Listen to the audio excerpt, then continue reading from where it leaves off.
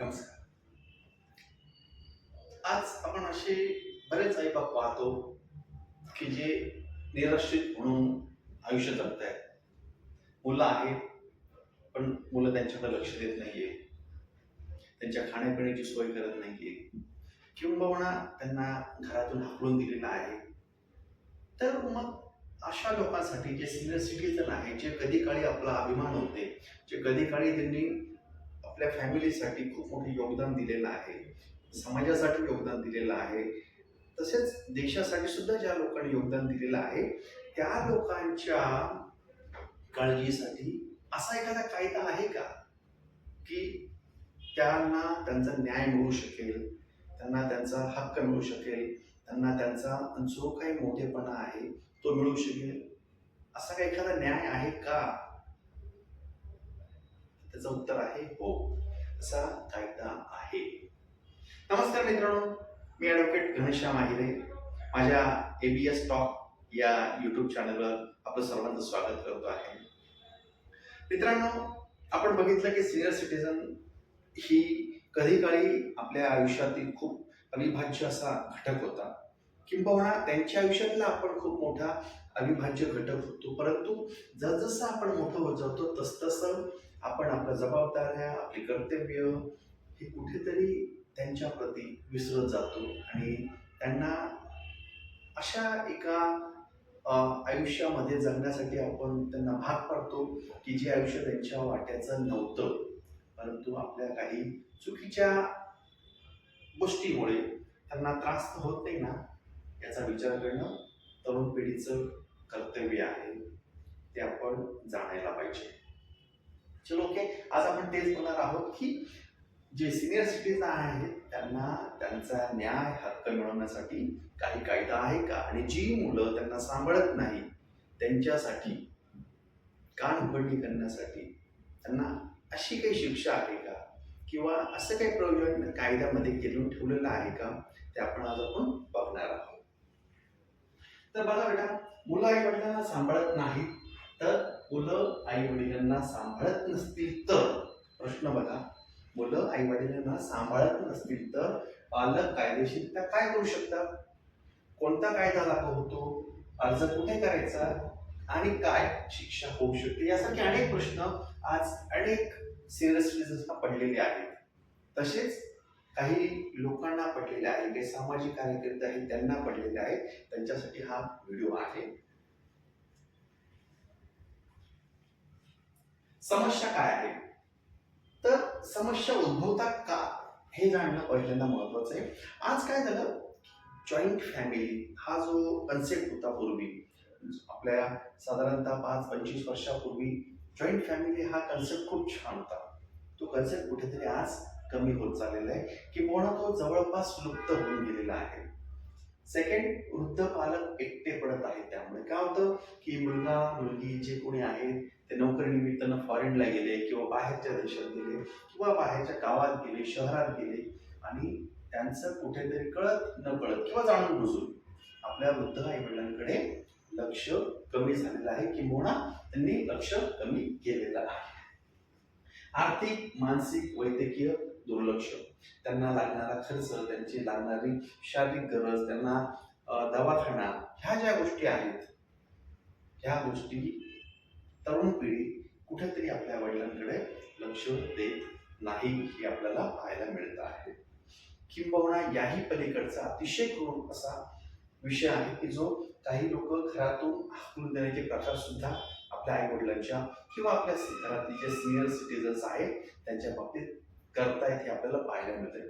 हे फक्त सामाजिक नाही, तर हा कायदेशीर गुन्हा सुद्धा आहे. याची जाण प्रत्येकाला असणे गरजेचं आहे.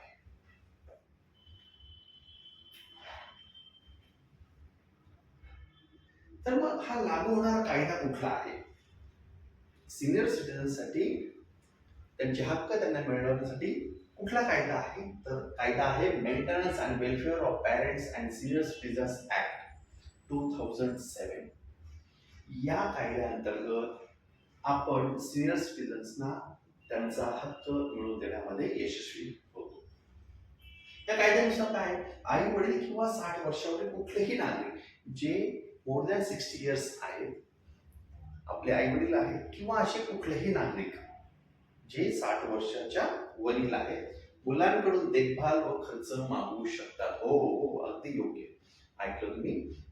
ते पालक आपल्या मुलांकडनं आपला देखभालीचा खर्च मागवू शकतात आणि मुलांना तो खर्च देणं क्रमबाह्य आहे. जेवण, कपडे, दवाखाना या सगळ्यासाठी आपण त्यांच्याकडनं मुलांकडनं पैसे मागू शकतो. पण कोणाकडनं आपण पोटगी मागू शकतो?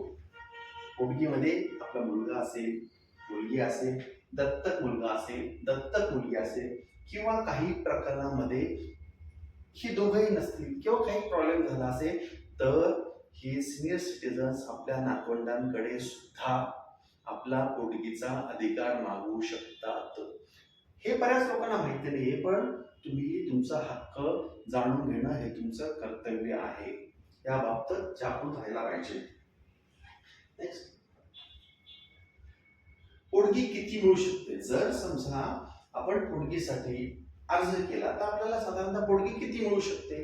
तर पोटगी कमीत कमी 10,000 रुपये प्रति महिना आपल्याला मिळायला पाहिजे.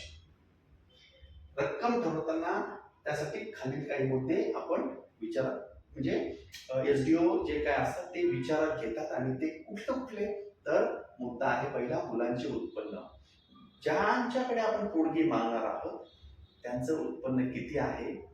सेकंड, पालकांची म्हणजे सिनियर सिटीजनची गरज काय आहे, किती गरज आहे त्यांना. आणि थर्ड वन, त्यांचा आरोग्याचा खर्च किती आहे. हे 3 ते 4 मुद्दे विचारात घेतले जातात आणि त्यानंतर मग पोटगी ठरवली जाते की पोटगी किती द्यायची आहे आणि पोटगीसाठी काय करायचं आहे. मग आपण हा जो अर्ज आहे, हे जी कंप्लेंट आहे ही आपण कुणाकडे करू शकतो?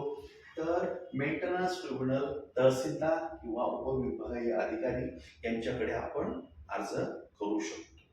साधा अर्ज असतो, तो अर्ज आपण करायचा आणि आपला हक्क मिळण्यासाठी आपल्याला थोडासा आपल्या मुलांविरुद्ध जाणं आपल्याला क्रमप्राप्त होतं, तर त्याची थोडीशी जाण ठेवावी. प्रक्रिया काय आहे? एकदम साधा अर्ज असतो, तो आपण भरून द्यायचा. वकील पाहिजेच असं नाही, पण वकील लावला तर शक्यतो चांगलं. सुनावणी कधी होते? तर साधारणतः 90 दिवसामध्ये निकाल आपला अपेक्षित असतो. 90 दिवसाच्या आत याचा रिझल्ट लावला जातो, कारण सिनियर सिटीजन हे आपल्या देशाचं काय आहे तर आपल्या देशाची शान आहे. त्याच्यासाठी हा निकाल 90 दिवसाच्या आत लागणं अपेक्षितच असतं. जलद आणि स्वस्त प्रक्रिया असते, जास्त पैसे खर्च होत नाही किंवा जास्त त्रास दिला जात नाही.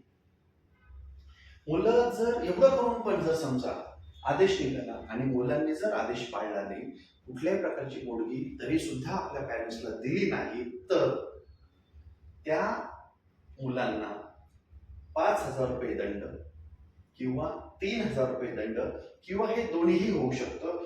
आणि एवढं करताना हा जो तुम्हाला मिळणारा जो पैसा आहे, जो मेंटेनन्स आहे, जी खवटी आहे, जी पोटगी आहे, ती तुम्हाला त्या मुलाच्या पगारातनं डायरेक्ट तुमच्या खात्यावर वर्ग करण्याचा अधिकार सुद्धा अधिकाऱ्यांना असतो.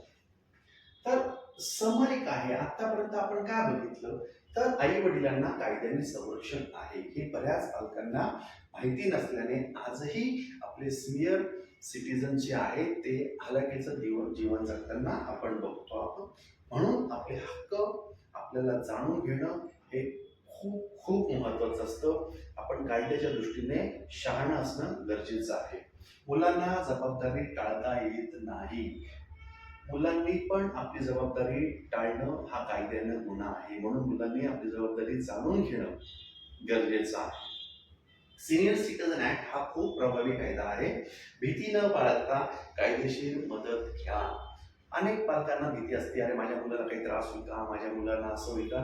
कारण मुलांनी जरी पालकांना कितीही त्रास दिलेला असला तरी सुद्धा पालक शेवटपर्यंत असा विचार करत असतात की आमच्यामुळे आमच्या पाल्याला, आमच्या मुलांना कुठल्याही प्रकारचा त्रास होता कामा नये. अगदी शेवटपर्यंत ते आपल्या मुलासाठी चांगल्या विचारांची जुळवाजुळव करत असतात, चांगल्या विचारांची आणि चांगल्याच गोष्टींची अपेक्षा करत असतात.